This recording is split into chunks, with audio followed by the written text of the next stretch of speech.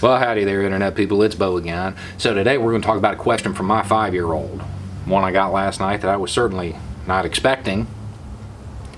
So we're going to talk about that question. We are going to talk about an inevitable construction project. Inevitable being a key word. Last night after bedtime, my 5-year-old gets up. He's like, I'm hungry. If you don't have kids, allow me to explain that they're never actually hungry. This is, I'm not ready to go to bed, but I know that my parents aren't going to send me to bed if I say I'm hungry. So, as we're sitting there eating our Pop-Tart, I'm eating mine, he's playing with his, he asks me, are we going to build a wall for this? I have no idea what he means. No clue. He had recently seen photos of me taking my father to see The Wall in D.C. For those overseas, if you don't know, The Wall is a monument, a memorial to those lost during Vietnam. My son has overheard that the tolls are now similar. The way a kid's mind works. Guess we got to build a wall. Wasn't ready for that question, hadn't put any thought into it, but man, that is a fantastic idea. He is on to something. We should build a wall. It could be done in much the same way. The names of all of those lost inscribed on the wall by day. Wall gets taller or shorter based on the number of lost that day. And in front of it, on the ground, we can inscribe quotes from those leading the country, both in elected office and those in the media who are influencing thought. So you can stand at the point where we were all waiting on a miracle to just make it disappear and look down the wall. You can stand at the point where the wall has leveled off in height, but those in the media have decided that their stock portfolios had taken too much of a hit, so they start pushing to reopen. You could stand there and look over and see the inevitable second wave, inevitable being the word that medical professionals are using. You can stand at the point where Kushner decided to make fun of the lockdown crowd while his father-in-law is ordering meat packers back to work. The idea behind that, the lockdown crowd, as if these people want to stay at home and collect unemployment. They just want to sit around because they're lazy. Meat packers. I understand that the political elites in this country are very separated from us peons, us commoners.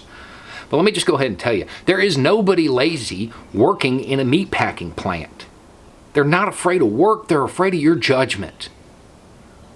They're afraid that you're going to put the pocketbooks of your friends over their lives. Rightfully so. That's what they're worried about. These jobs are essential. How about you guys, the political elites? Why don't y'all clock in for a week? Show us how easy it is. That job is harder than anything these political elites have done in their lives.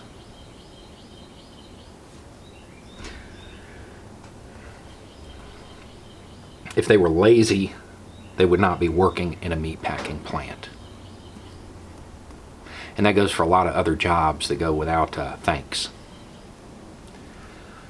But this definitely needs to be done. We should build a monument, memorial, and the leadership should be tied to it. Not just for punitive measures, but for educational ones. Because we've been through this before. We've been through this exact scenario where we're getting it. And then people push to reopen. And it triggers that inevitable second wave. We learned nothing from it. Maybe the reason we learned nothing from it is because those in power weren't tied to their mistakes. If you are in public office, your words have consequences. And all too often, those consequences can be measured in human lives. Yeah, I think we need to do it. I think we need to build this wall. We can put it on the southern border and they wanted one there. Maybe we get a treatment. Maybe. Maybe something happens, contrary to all the data. I hope that's what happens. But it's not the way it's looking. You can't run a country on hope, on a guess, on what you would like to happen. You have to go off the best information at hand. I understand there are economic considerations to factor in. I get that. There were alternatives initially. Before the supply chain started having issues, there were alternatives. But those in power chose to give that money to their buddies. The millionaires and billionaires, they couldn't wait a couple weeks to get their cash. You see, if they'd just given the money to the average worker, that money would have been spent, it would have generated economic activity, it would have flowed up to their friends eventually. But I guess, when you've got that much money, you can't wait. I'm sure those still waiting on their stimulus checks are sympathetic. This needs to be built, and it needs to be tied to the leadership.